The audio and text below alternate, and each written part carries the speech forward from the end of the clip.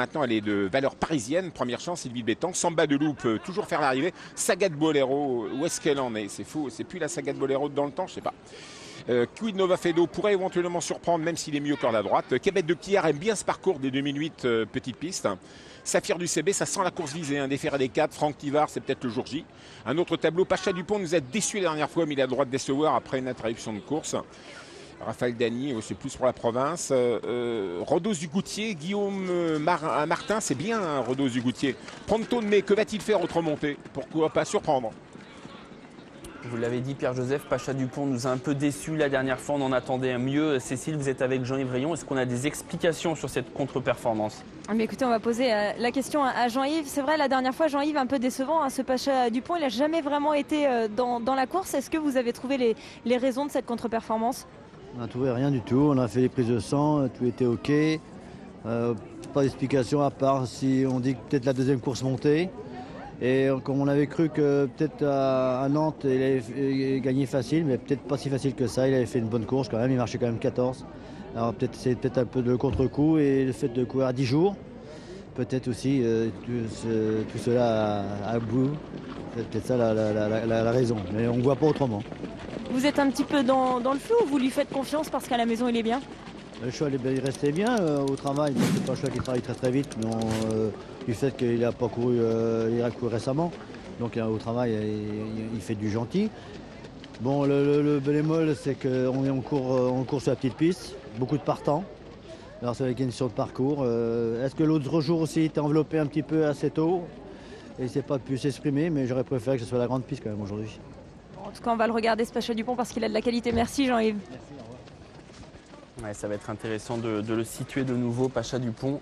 Difficile hein, avant coup, Philippe, d'avoir un avis tranché sur Pacha Dupont. C'est vrai que c'est difficile parce que moi à Nantes, bon, il me plaisait pas beaucoup, il avait gagné quand même assez facilement. Je le trouvais assez relevé, assez léger. Bon, moi, son driver m'avait dit, son jockey m'avait dit que c'est parce qu'il avait eu des problèmes de jambes, ils étaient obligés de le tenir assez léger, question poids pour pas qu'il y ait trop de portée sur ses membres. Ah, il est pas mal là. Mais la dernière fois, Il est pourtant pas mal là. oui, là on l'a vu, il paraissait beaucoup plus souple. Messieurs, des infos sur le favori Saphir du CB grâce à Cécile. Oui, Franck Nivard m'a dit bon hit hein, pour Saphir du CB qui a maintenant 3 parcours dans les jambes. Donc on estime qu'il est revenu à son bon niveau de forme pour défendre au mieux ses chances aujourd'hui. Franck Nivard qui était assez confiant, qui en plus a remporté la précédente. Donc pourquoi pas le coup de 2. Et même le coup de 3 puisqu'il avait remporté la première course avec plutôt top line. C'est possible hein, messieurs, parce que Saphir du CB a sa chance, d'ailleurs c'est le favori, on le retrouve ici dans ce qui est un dernier canter, hein, Pierre-Joseph. Oui, à gauche, Patterson à droite en rose et au centre Samba de Loup bleu blanc rouge. Philippe, votre avis? Saphir du CB qui paraît très très bien, c'est vrai qu'il est parfait, il est même assez aérien dans ses allures. Déféré des 4 pieds, c'est sûrement ce qu'il lui faut, mais il est vraiment parfait d'allure.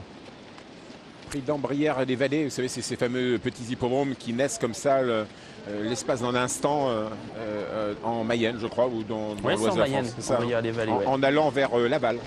Ouais, quelques encablures tout de même. Cécile, des dernières infos.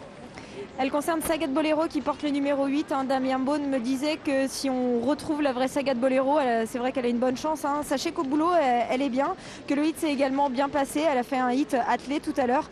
Donc Damien Beaune qui est en forme, il m'a dit je compte sur ma forme pour retrouver le bon chemin avec Saga de Bolero. Et puis en ce qui concerne le numéro 17, Pronto de mai, ce sera un peu tout ou rien. Un cheval qui a couru monter dans sa jeunesse. Ça fait 3 ans qu'il n'a pas couru dans cette discipline. Sachez qu'il a fait des promenades au monté pour le remettre dans le bain. Il est là pour prendre une belle place aujourd'hui. C'est bien noté. Les 4 premiers du classement des jockeys sont présents aujourd'hui avec de bonnes chances d'ailleurs. Éric Raffin a remporté et s'est déjà fait ce classement et il est sur le dos de Sylvie Bétan qui reste sur une belle victoire d'ailleurs ici même à Vincennes et qui part Pierre-Joseph en position de 2e favorite. Ah oui, elle n'a pas arrêté de progresser et puis on sait que la province sait réussir à Vincennes. Le jour du Grand National, c'est encore plus sympathique si la province venait à gagner. Éric Raffin a rappelé à la rescousse bien sûr pour Sylvie Bétan. Non, première chance bien sûr.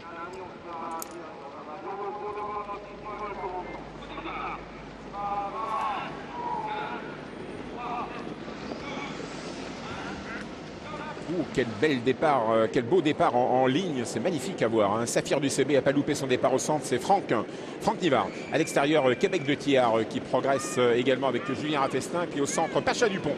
Pacha Dupont, numéro 14, Thibaut Viette qui est parti extra avec Pacha Dupont.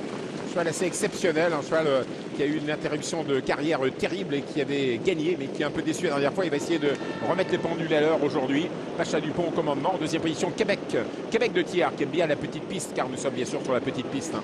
On est au galop avec Kinito Chef. On a du mal à retrouver Kinito Chef, c'est dommage. Premier passage en face, il y aura un second passage pour les 900 derniers mètres. Avec Québec de Thiard qui est au galop. Faute de celui qui était deuxième, numéro 10, Québec de Thiard. Mais remis in extremis. Saphir du CB est quatrième, le favori c'est la casaque bleu et rouge. Queen Nova Fedo n'est pas loin, numéro 9 également avec Olivier Touvet, une fille d'Habitat. Habitat, son père qui était un drôle de cheval monté, entraîné par la famille Havas. Faute de Rialto, numéro 18, qui disparaît complètement. Satin d'Avril est très très attardé, c'est inquiétant. Sylvie Bétan est loin quand même, Éric Raffin. Vous voyez une casaque jaune et rouge à l'arrière-garde, c'est Sylvie Bétan, c'est un peu loin quand même. Samba de Loup, casaque bleu-blanc-rouge, fait partie des 3 derniers. On a 3 chevaux très en vue. Saint-Anne-Avril, Sylvie Bétan et Samba de Loup aux 3 dernières places pour passer devant les tribunes pour les 1600 derniers mètres. Et nous retrouvons Pronto de Mai qui est au commandement avec Charles-Julien Bijon, le partenaire de Thiego Détan, que l'on attend Thiego Détan dans le prix de Cornulier. En deuxième position, Pacha Dupont dans son sillage. La troisième place à l'extérieur pour Queen Nova Fedo qui progresse. Les Fedo, c'est Kesako Fedo bien sûr. C'est la famille Touvet qui passe à l'attaque à l'extérieur. Dernier tour de piste avec Pronto de Mai au commandement, très véloce, très brillant, le numéro 17. En deuxième position, Queen Nova Fedo qui va plonger dans son dos. Ah, c'est bien pour Queen Nova Fedo. Ah, il est très en forme, hein, le partenaire de Queen Nova Fedo. Il s'appelle Olivier Touvet, c'est le fiston de Pierre. Nous sommes à 1000 mètres de l'arrivée avec le numéro 17, Pronto de Mai. Charles-Julien Bijon, où la jeune génération, elle est redoutable. Hein. Charles-Julien Bijon, Olivier Touvet, c'est une belle brochette de jeunes jockeys de talent. En troisième position, le numéro 13, François Lagadoc. C'est pas mal non plus à l'extérieur. Le fils de Rodolphe qui vient avec Raphaël Dany.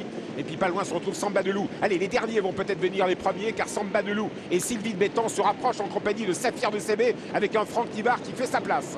On va vers le dernier tournant, 800 mètres à parcourir. Les crocodiles arrivent à l'extérieur. C'est Sylvie de Bétan, Éric Raffin, c'est Franck Nivard avec Saphir du CB. Mais il faut pianoter avec Saphir du CB quand même. Et c'est Pierre Iverva, en bleu-blanc-rouge, c'est très patriotique, qui attaque l'écurie Bijon, la corde avec le 17 Pronto de Mai. Le 17 Pronto de Mai en tête pour aborder l'ultime virage en compagnie du 7 Samba du Loup. C'est comme au niveau du casino, c'est la finale 7 qui est au commandement. Mais Pronto de Mai met un peu la tête de travers, c'est un gros avantage pour Samba du Loup, numéro 7, Pierre Iverva qui prend l'avantage. Samba du Loup et Sylvie Bétan qui revient du Diable Vauvert. Sylvie Bétan emmenée par tout le centre de la France qui sollicite Sylvie Bétan dans les tribunes. Sylvie Bétan qui vient à Éric Raffin.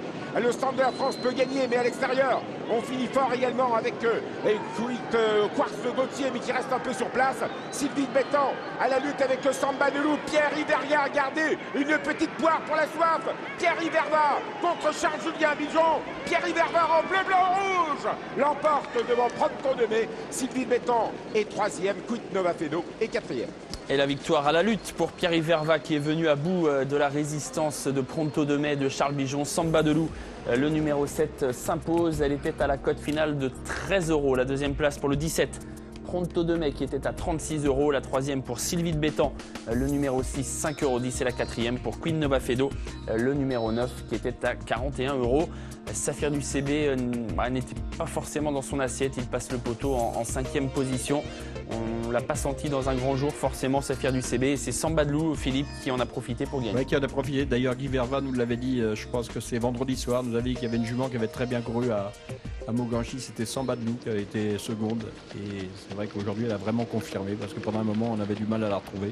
Et là, c'est vrai que c'est une très bonne jument. Ouais, elle a prolongé son effort jusqu'au bout, Samba de Loup. Un effort entamé dès la mi-ligne d'en face. On la retrouve ici dans le dernier tournant. Elle vient à l'extérieur de celui qui sera son plus coriace rival. C'est Pronto de Mai qui va résister quasiment jusqu'au bout. Et puis on regarde Saphir du CB, Philippe, pas forcément très à l'aise. Pas forcément, puis je sais pas, Franck a toujours regardé derrière. Je sais pas ce qu'il y a eu, à un moment de parcours, il devait pas être trop des bien problèmes dessus, d'allure. Des problèmes d'allure déjà aux 1000 mètres. Il y avait quelque chose parce que plusieurs fois il s'est retourné, il s'est regardé derrière, il avait du mal. Sylvie de Béton, on a cru qu'elle allait venir gagner, puis les deux autres sont vraiment bien partis à l'intérieur sur la corde et elle reste là, mais elle court très très bien parce que cette fois il fallait porter le poids, c'est toujours plus difficile. Oui, puis elle n'a pas pu être complètement cachée au début de la ligne d'en face. Oui, les sorties, quand elle est sortie, elle s'est fait bousculer un peu, ça l'a emmené à 4 chevaux de la corde, donc c'est toujours difficile. Et Queen Nova Fedo qui confirme qu'elle commence à s'assagir, c'est de bon augure ça pour cette jument, qui a de belles choses à faire encore. 7, 17, 6, 9 et 12 donc pour l'arrivée de ce qui était la clôture du championnat des jockeys. Pierre Verva qui était, il me semble, 4e, a certainement gagné quelques rangs puisqu'il remporte donc la mise. Éric Raffin étant celui qui gagne ce championnat des jockeys, lui qui a fini 3e aujourd'hui avec Sylvie de Bétan. On voit des images de cette course. Belle lutte entre Pierre-Yves Verva et le jeune Charles Bijon côté corde. Oui, belle lutte. Proncto de mec s'est donné un petit peu la tête dans les tournants, c'est ce que disait PJ tout à l'heure, mais il savait peut-être coûter la victoire parce qu'il a eu du mal à tourner et prendre vraiment l'avantage, mais il s'est bien défendu jusqu'au bout. Il n'a pas fait le voyou parce que ça fait plusieurs fois à l'attelage qu'il n'était pas très sérieux. Il est heureux, Pierre Verva. C'est beau. Hein. Ouais, pourtant, il en gagne, mais. Ouais, mais c'est une belle journée, mine de rien. Ah, ben comment avec le monde dans les tribunes. Bon, on n'est pas au Japon, mais presque. On va revoir des images de ce qui était le temps fort de cette journée, messieurs, la clôture, la finale du Grand National du Trot. On va regarder quelques instants clés de cette épreuve.